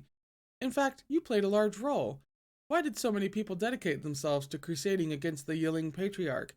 Why did everyone involved, and even those who had nothing to do with the matter at all, donate their voices to the cause? Why was there such an overwhelming number of people baying for his blood? Was it really their sense of justice at work? Of course not. Part of the reason was you." Jang Chung scoffed. Lan Shichen, knowing Jin Guangyao was trying to sow discord again, growled, "Sect Leader Jin?" Jin Guangyao remained unmoved and continued with a candid smile. At the time, the Jin clan of Lanling, the Ni clan of Qing'e, and the Lan clan of Gusu contended with one another to divide the lion's share of the cultivation world among them. The other clans only had crumbs to nibble on. You had just rebuilt Lotus Pier, and you also had the immeasurably dangerous Yiling Patriarch in your corner. Do you think the other clans were happy to see such a young family ahead with such power? Fortunately, your relationship with your Shixiang seemed strained. Everyone saw this was something they could exploit, so naturally, they tried their best to add fuel to the flames if it would make you two fall out with one another. They were making themselves more powerful by keeping the Jiang clan of young Meng from growing stronger. Sect leader Jiang, if only your attitude toward your Shisheng had been just a little better in the past, it would have made your bond seem unbreakable, which would have made everyone aware the odds were stacked against them and abandon their attempts to sow discord. If you'd shown more tolerance after the incident, then things would not have ended up the way they did. Which reminds me, you also led one of the main forces in the siege of the burial mounds. Looks like Son of a Whore really is Sect Leader Jin's sore spot, Wei Wuxian said. No wonder you killed Qifeng. At the mention of Ni Mingzhu, Lan Shichen's expression changed. Jin Guangyao's smile also froze for a moment. Then he stood. Having regulated his circulation, he tried flexing the fingers of his left hand, which could finally move freely. Give the order to set off, he said immediately. Understood, Su She heeded. 2 monks on the left and right kept Lan Shichen restrained between them. Just as the main door was about to be opened, Jin Guangyao suddenly said, Right, I forgot. He turned to Lan Shichen. Judging by the time, the seal on Zewajun's meridians should be released soon. Lan Shichen's cultivation was much higher than his. If Jin Guangyao wanted to seal his meridians, he had to redo it every 2 hours, or Lan Shichen would be able to break free on his own. Jin Guangyao walked up to Lan Shichen and said, Pardon me. He was just about to reach out when something white plummeted through the air and landed heavily before him. Jin Guangyao, on the alert, sidestepped and looked closer. It was a pale human body. A naked woman was sprawled on the ground, twisting her body and limbs as if she wanted to crawl to Jin Guangyao. Su She thrust out his sword. The woman let out a shrill scream and her entire body suddenly burst into flames. She stood and continued to stumble her way to Jin Guangyao, hands grasping. Her body and face had been scorched black by the flames, but the profound hatred in her eyes was clear for all to see. With another slash of his sword, Su She cut her down, and she dissipated into smoke. Jin Guangyao took several steps back and tripped over something. He looked back only to see 2 entangled human bodies. One of them reached out and caught his ankle. The sound of a whistle rang out behind him. Wei Wuxian, Su She spat hatefully. Without anyone noticing, someone had scrawled a number of spells in blood upon the Guanyin statue in Guanyin Hall. The heart of Guanyin Temple's array was right in this hall. Wei Wuxian had broken it while others were distracted, and the creatures that had been sealed within were now swarming out in a never-ending stream. Jinling cried out in alarm. What's happening? Zheng Cheng kept slapping at his robe, the hem of which had spontaneously combusted. Jinling was one of the more fortunate ones. Several monks were already engulfed in flames, screaming as they writhed on the ground. Su She and Jin Guangyao knew they had to wipe away the traces of blood Wei Wuxian had drawn on the Guanyin statue, but they were hindered by the cultivators on the floor and the incessant stream of evil, naked beings. Don't you hate it when you're just hampered by the endless string of evil, naked beings? The nude men and women obeyed Wei Wuxian's command and did not attack Zheng Cheng, Jinling, or the rest, but Jinling still stiffly held Su Hua at the ready.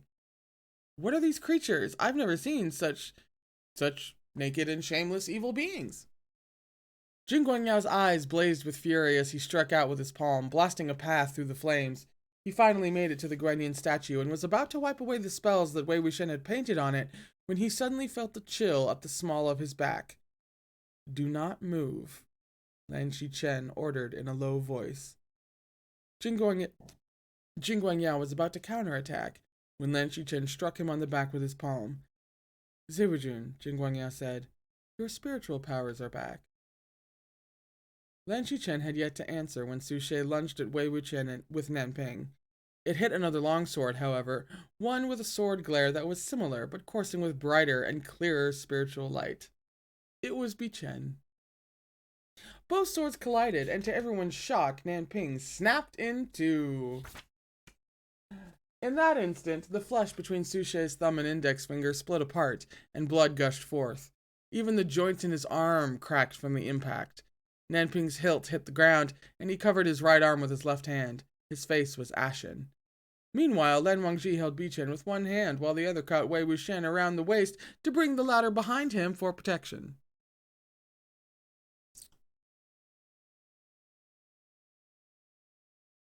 Wei Wuxian didn't actually need to be shielded, but he still leaned on him, playing along with relish. These fucking two, I swear to God. This series of events took place in a flash.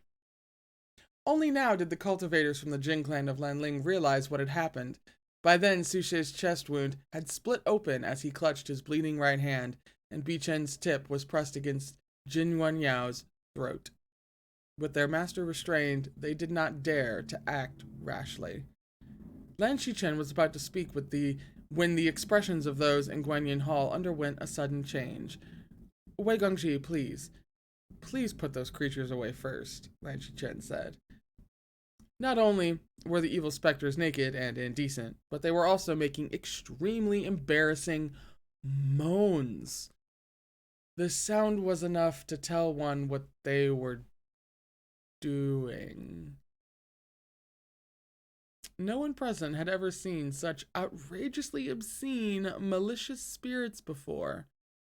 Lan Shichen turned his head to the side to avoid looking at them. Zheng Cheng looked absolutely livid, and Jin Ling alternated between blushing and blanching. Wei Wuxian looked at Lan Wangji beside him, worried that it was unbecoming to let someone who used to fly into an embarrassed rage at the sight of erotica glimpse something like this. I meant to release the evil he'd suppressed in the temple, to delay him for however long we could, he defended himself. How could I have known I'd wind up letting these kind of things out? Lan Wangji only took one glance at the vengeful spirits before averting his gaze, as Lan Shichen had. He looked in another direction.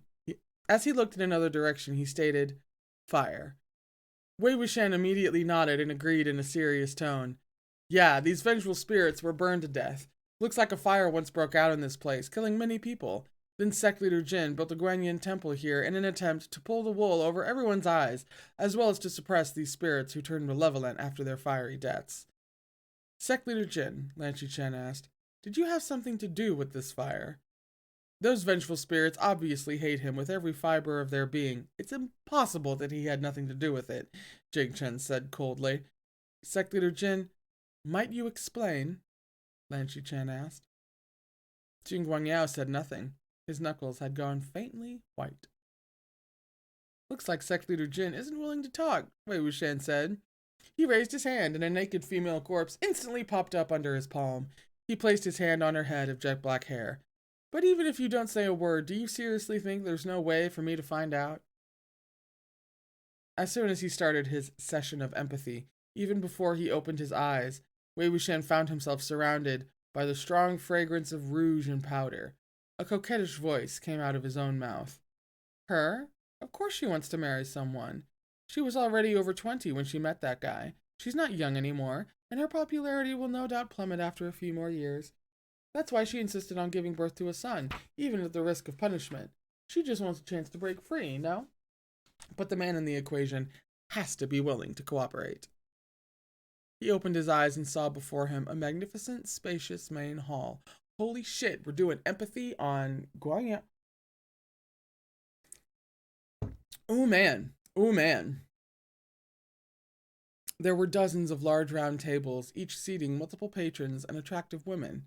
Some of the women were bare-shouldered, some had let their silky hair loose. There were some sitting on customers' laps, while others fed liquor to the men around them.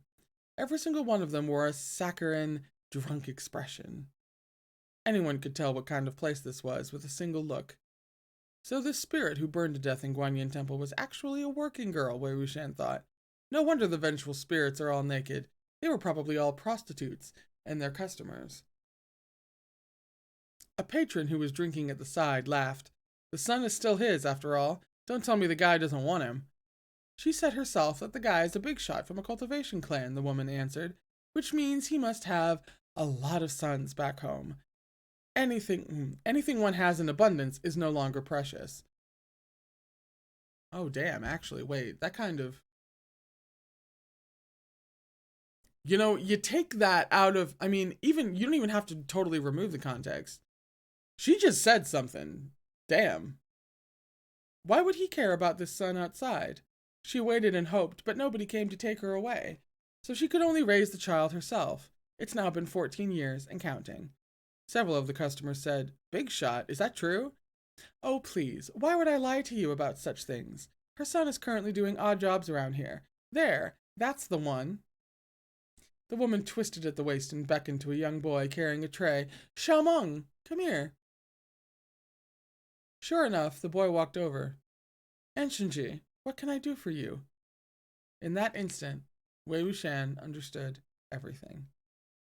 The men sized up Meng Yao with scrutinizing eyes. Is there something I can do for you? Meng Yao asked again. Enshin answered with a smile. Xiaomeng, are you still studying all that stuff on your own? Meng Yao blinked. What stuff? The stuff that your mom told you to learn, Enshin said. Calligraphy, etiquette, swordplay, meditation. How are your studies?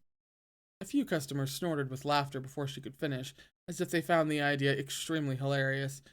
Enshin turned her head. Don't laugh. Gosh, I'm telling the truth. His mom is raising him like a wealthy young master. She taught him how to read and write, bought him a whole stack of swordplay manuals, and even wanted to send him to school. Send him to school? Did I hear that right? A customer exclaimed in surprise. Yep, Ancient said. Xiaomeng, tell these young masters that you've been to school. Is he still attending? A customer asked. No, he returned after a few days and refused to go there again, Ancient said. Xiaomeng, is it studying you dislike, or was it the place? Meng Yao said nothing, and Ancient giggled. She jabbed his forehead with a finger, the nail painted with bright red polish. Are you upset, little guy? Her forceful jab left a faint red mark at the center of Meng Yao's forehead, like the shadow of a cinnabar mark.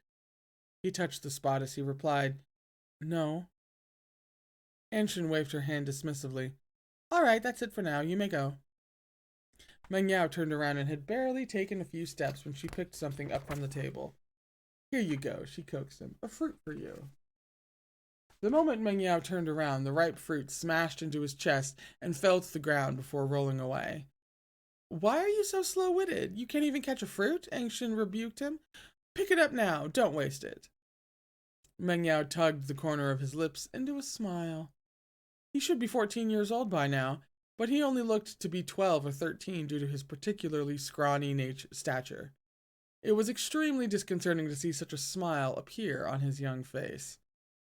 He slowly bent down to pick up the fruit, then wiped it on the front of his clothes. His smile deepened. Thank you, Enshinji. You're welcome, Enshin answered. Now get back to work. Call me again if you need me, Meng Yao said. After he walked away, one of the patrons piped up. If my son was living in a place like this, I'd take him home at all costs. Another customer chimed in. Is his father really a big shot in a cultivation clan? Shouldn't it be easy for him to buy a prostitute's freedom and give her a stipend to raise her son? It'd only take a single lift of a finger.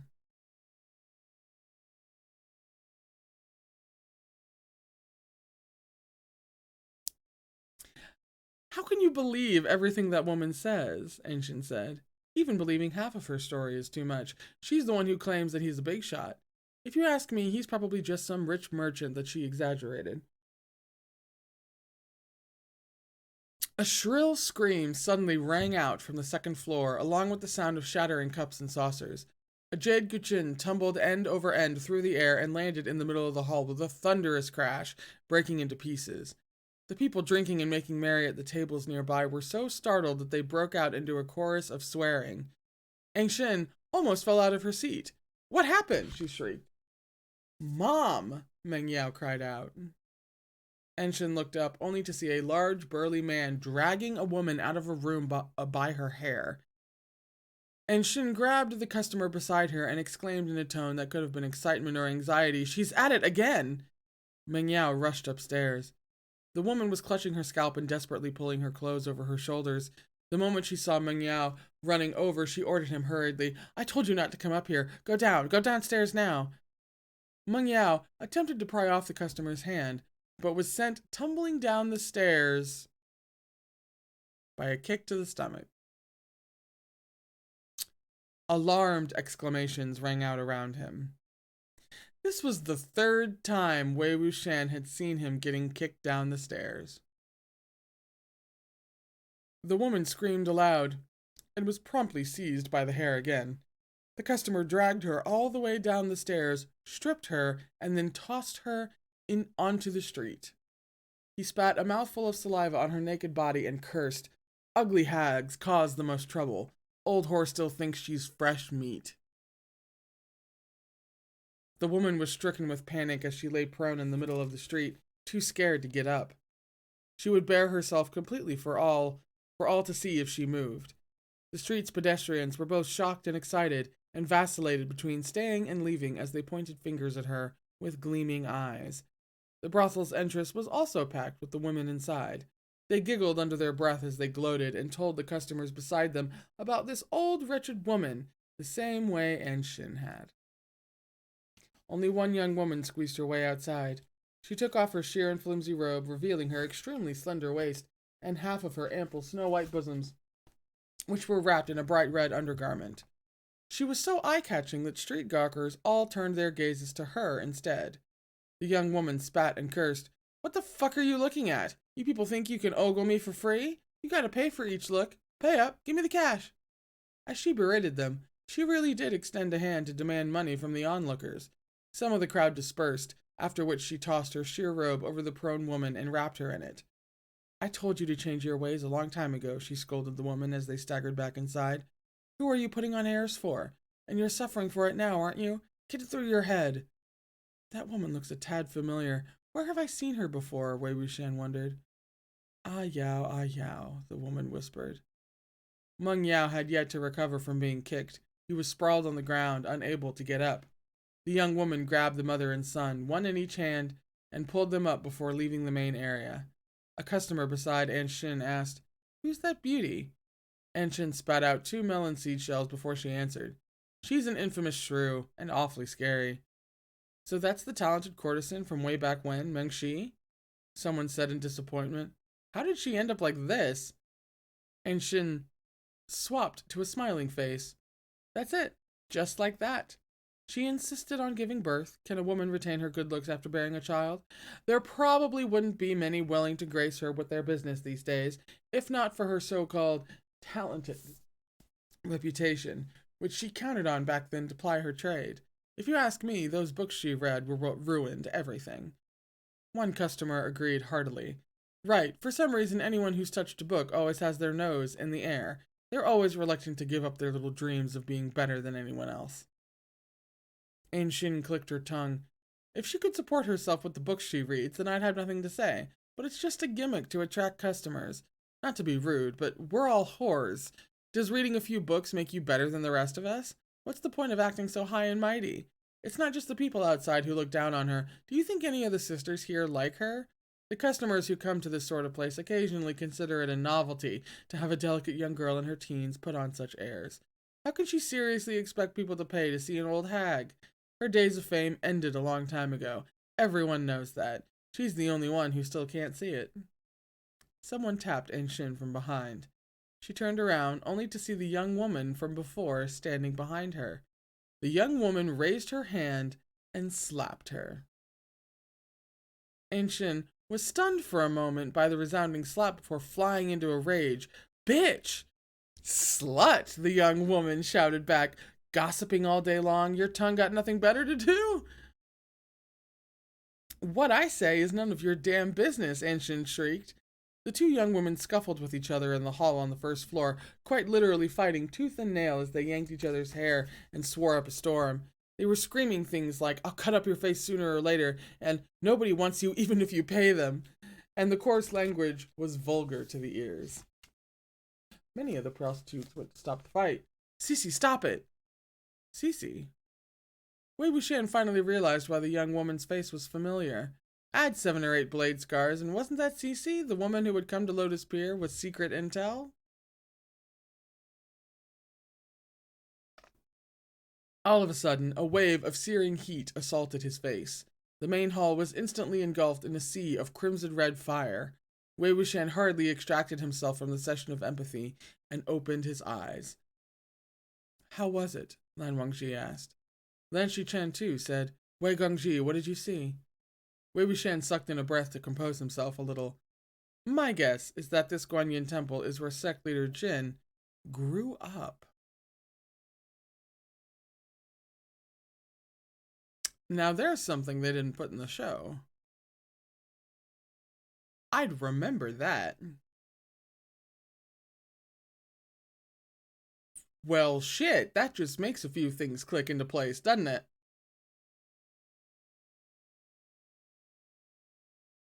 Jin Guangyao remained unperturbed. Where he grew up, didn't he? Zhang Cheng trailed off. Before he could state that he thought he grew up in a brothel, it suddenly clicked with him as well. This temple used to be a brothel. He burned it down and built a Guanyin temple in its place. Were you really the one who set the fire? Lan Shichen asked. Yes, Jin Guangyao answered. Zhang Cheng sneered. How candid of you to admit it. At this stage, will it really make a difference if I admit to one more thing? Jin Guangyao asked. After a moment of silence, Lan Shichen said, Did you do it to hide your origins? Although many people knew that Lan Fengjun grew up in a brothel, the passage of time had left most unsure exactly which brothel it was. A strange thing, in retrospect. Everyone knew Lan Fengjun must have deliberately manipulated things from behind the scenes, but few would have expected him to actually raze to the ground the place where he was born and raised. Not entirely, Jin Guangyao said. Lan Shichen sighed, but did not continue the conversation. Aren't you going to ask me why? Jin Guangyao asked. Lan Shichen shook his head. He replied after a while without answering the question. It wasn't that I didn't know of the things you'd done, but I used to believe you had your reasons. However, you have gone too far, and I do not know if I should believe you anymore.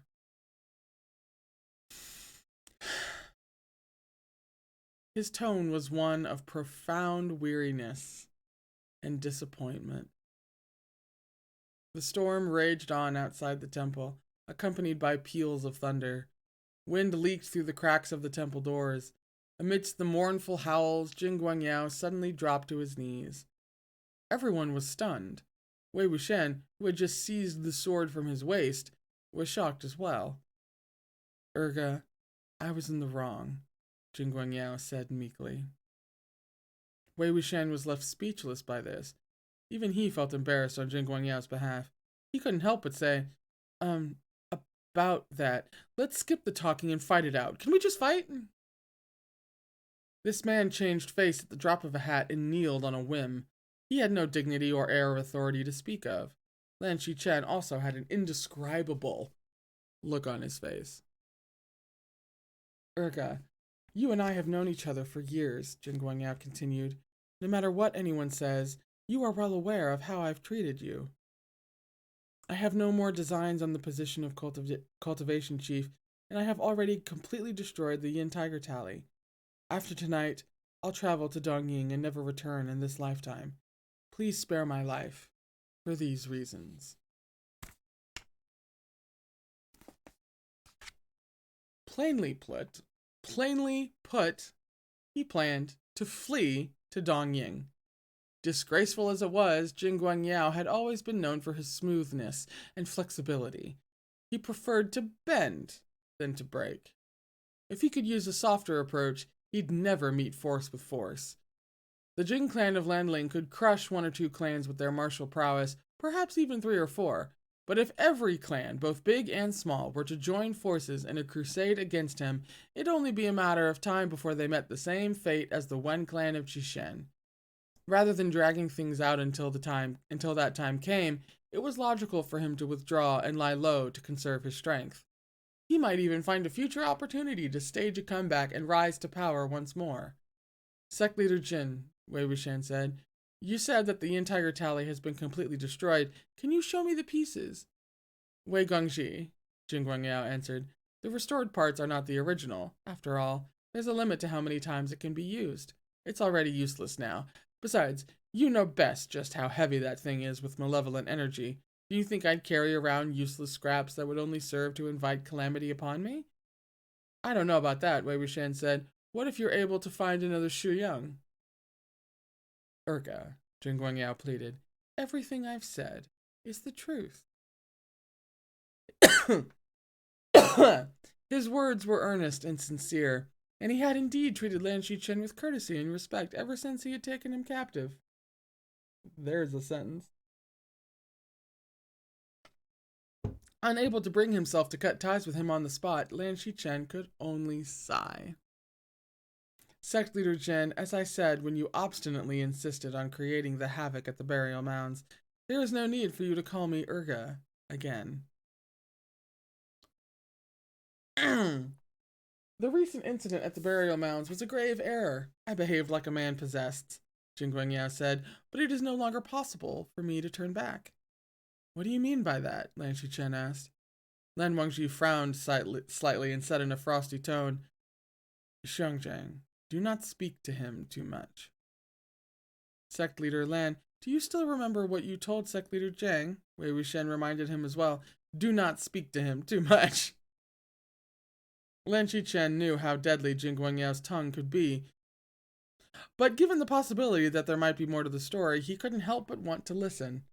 And this was what Jin Guangyao latched onto. He dropped his voice and said quietly, I received a letter. What kind of letter? Lan Shichen asked. A threatening letter, Jin Guangyao said. It mentioned those incidents and that they would be made public in 7 days. It stated that I must either take the initiative to confess and apologize for my crimes or wait for death to claim me. The others understood now. Jin Guangyao naturally would not sit and wait for death to come. Rather than wait to fall from grace and end up mocked and overthrown by the other cultivation clans, he might as well gain the upper hand by making the first move. Even if the other party did expose the truth of his sordid past, everyone would be too weakened by the siege to raise a hand against him when the time came. Unfortunately, this was an unlucky year for him. Wei Wuxian and Lan Wangji had ruined his plans. I had a marvelous time ruining everything. Even so, Lan Shichen said, you cannot simply resign yourself to continuing the evil you started, seeking to murder people outright. If you act this way, it left Lan Shichen with no way to excuse him. Listen, their shit runs deep, y'all. God. Oof. What else could I do? Jin Guangyao said. Wait for everything to be exposed and the news to spread like wildfire? Until it's the talk of the town? Until I'm reduced to being the laughingstock of the century among the cultivation clans? Wait until I'm forced to kneel before the world to apologize and beg for forgiveness, forced to present my face for their feet to trample? Urga, there is no third path. Either they die, or I die. A hint of indignation washed over Lan Shichen's expression. He took a step back. Is this not because you did all the things that were mentioned in the letter? Had you not, there would be no opportunity for others to hold anything over your head. Urga, listen to me, Jin Guangyao said. I don't deny that I did those things. How can you? There are witnesses and proof, Lan Shichen exclaimed. That's why I said I'm not denying it, Jin Guangyao retorted. But why would I kill my father, my wife, my son, and my brothers if I had any other choice? Am I really such a maniac in your eyes? Yeah, I killed my entire family, but I had a reason. Lan Shichen's expression calmed a little. Very well. Let me ask you a few questions, and you can explain yourself one matter at a time. Xiangzhang, Lan Wangji called out as he drew Bichen. Do not worry, Lan Shichen hurriedly told him, seeing he seemed ready to end Jin Guangyao right then and there. He is injured and disarmed. He is already at a disadvantage and cannot play any of his tricks with so many people around. On the other side of the room, a kick from Wei Wuxian halted Su She's attempt to sneak forward. Go and deal with things over there. I will handle this side, Lan Shichen said. Lan Wangji heard Su She's furious cry and walked over. Wei Wuxian knew Lan Shichen was still showing consideration for his sworn brother, still holding on to a small, inexplicable hope that compelled him to give the latter a chance to speak. Coincidentally, Wei Wuxian had his own reasons for wanting to hear Jin Guangyao's side of the story, and so he listened attentively. First of all, Lan Shichen began, did your father, the previous sect leader Jin, really meet his end by your hand via such a method? I'd like to answer this question last, Jin Guangyao said carefully. Lan Shichen shook his head. Secondly, your Wife. As if finding the word hard to say, he immediately corrected himself. Your younger sister, Chinsu. Did you really go forward with the marriage despite knowing her relation to you? Jin Guangyao stared at him blankly. Tears suddenly streamed down his face. Yes, he replied in anguish. Lan Xichen took a deep breath, his face turning ashen. But I really had no choice, Jin Guangyao finished in a whisper. No choice, Lan Xichen reproached him. It was your marriage. All you had to do was to not marry her, no? Even if you broke Chinsu's heart because of it, it would have been better than destroying a woman who genuinely loved and respected you, a woman who had never looked down on you. I'm spotting a parallel. How about you? Did I not genuinely love her as well? Jin Guangyao exclaimed. But I had no choice. There was nothing I could do about it. Yes, it was my marriage, but could I really decide not... Oh, no, translation error. But could I really decide not to marry her just because I didn't want to? Erga, there has to be a limit to your naivete. I suffered and struggled to get Chin Sangye? Okay. Chin Sangye to accept my marriage proposal. He and Jin Guangsheng were finally satisfied with when the wedding day approached. And you tell me I should have suddenly called off the wedding? What reason was I supposed to give? How was I supposed to explain it to those two? Erga, do you know how I felt when Madame Chin suddenly came to me in secret to tell me the truth, just when I thought everything was perfect?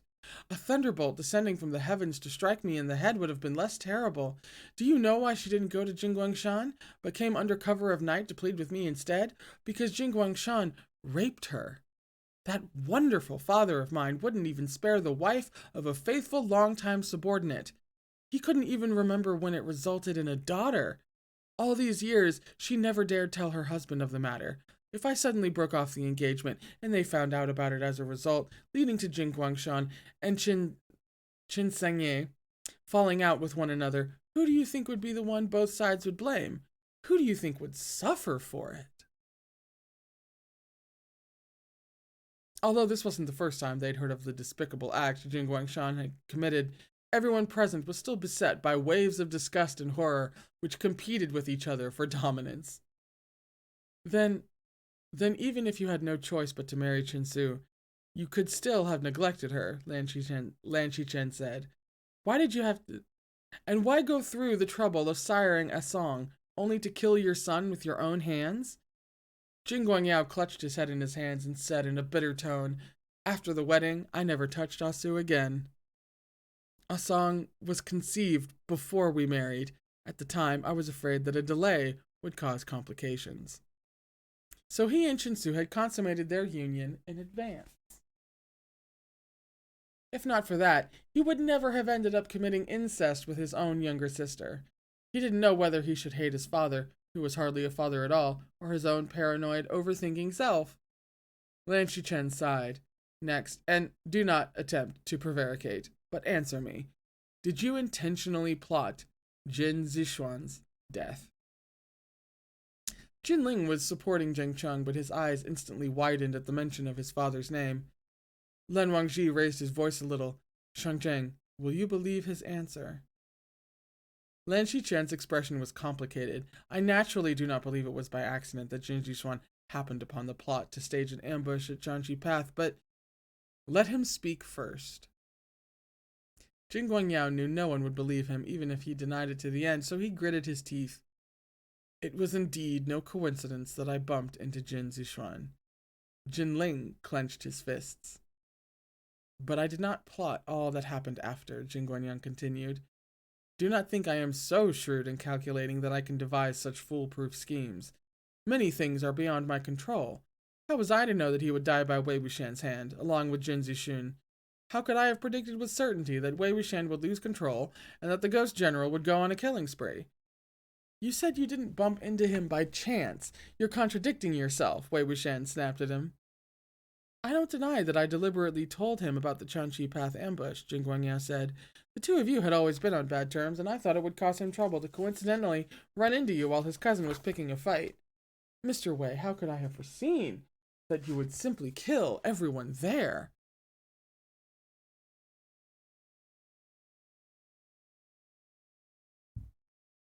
Wei Wuxian was so furious that he just had to laugh. You're really... Why? Jinling shouted all of a sudden. He stood up from his spot at Jing Cheng's side.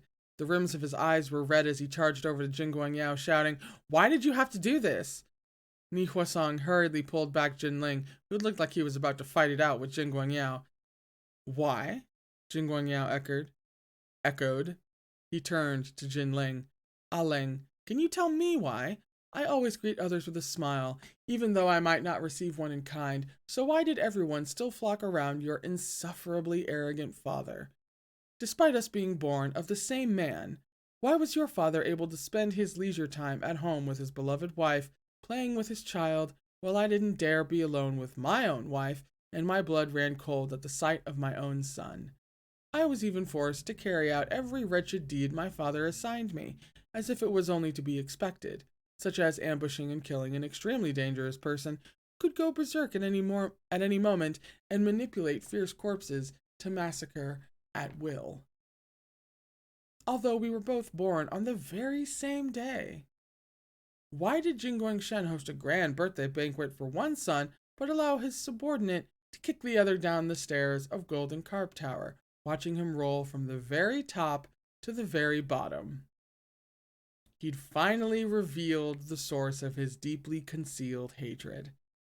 It wasn't Jin Zixuan or Wei Wuxian, but his own father. "Stop finding excuses," Wei Wuxian rebutted. "You can go ahead and kill whoever you hate, but why did you lay hands on Jin Zixuan?" "As you can clearly see, I did indeed kill them all," Jin Guangyao calmly answered. "And in such a way," Lan Qichen commented. With tears at the corner of his eyes, the still kneeling Jin Guangyao straightened his back. "Yes, such a death was quite well suited to that old, philandering stallion who constantly wandered around in rut, wasn't it?" he said, with a smile. "It always comes back to daddy issues, boy." "Ah Yao," Lan Qichen bellowed. It was only after shouting that he remembered he had already severed his ties with Jin Guangyao and shouldn't address him as such. But Jin Guangyao didn't seem to notice, continuing to speak with an unperturbed expression. "Urga, don't be misled by how I'm able to curse him with such harsh words. I once held out hope for that father of mine. I would carry out any order as long as it came from him, no matter how stupid it might be or how abhorrent the act, whether it be betraying sect leader Wen or protecting Shu Yang or eradicating dissidents. But do you know what made me finally lose heart? I'll answer your first question now. It wasn't that a single strand of Jin Zixuan's hair or the few black holes on Jin Zixun would always be worth more than me in his... It wasn't that a single strand of Jin Zixuan's hair or the few black holes on Jin Zixun would always be worth more than me in his heart. It wasn't that he took back Mo Xuanyu, or that he later tried to strip me of my power in every possible way. It was what he once confided to the woman drinking with him when he went out to make merry. Why was the head of a prominent clan, one who spent money like water, reluctant to make even the slightest effort to buy my mother's freedom? Simple. Because it was bothersome. My mother waited for so many years. She fabricated so many excuses in situations that were beyond his control, invented so many predicaments that prevented him from coming for her, but as it turns out, the real reason was that it was bothersome." This was what he said. "Women who have read a little always think that they're a cut above other women. They have a lot of demands and the most unrealistic fantasies. It's most bothersome.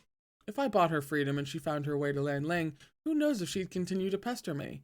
Let her remain where she is. With her qualifications, she'll probably be popular for a few more years. That should cover her expenses for the rest of her life. Son? Huh. Forget him." And I have to stop there. We're on page 90. We are we are still in the thick of it, and we are now getting to the core of Jin Guangyao, really. And you know, those serial killers where like you find out their background, where they came from, and you're like, this person kind of never had a chance to be anything other than some kind of serial killer to that extent. Yeah, that's Meng Yao, which doesn't excuse anything, obviously, but just like you look at, I mean, oof, you know. So that is where we had to stop for today. We will continue to unravel what is Jin Guangyao, and even more as we slide into unravel even more things in general as we slide into the home stretch for the story proper. Um, but I'll be back next Wednesday for you. I record these things the day before. To keep going and to maybe even no finish. We might finish the story proper next week and then get into the short stories afterwards. I hope you had a time. There's a lot. There was a lot packed into these pages today. So, I mean, to parse through it all takes some time. But I hope you had a good time. Anyway, a time. And we will have a time next week. Thank you so, so much. I love you very much. And please remember to take care of yourself.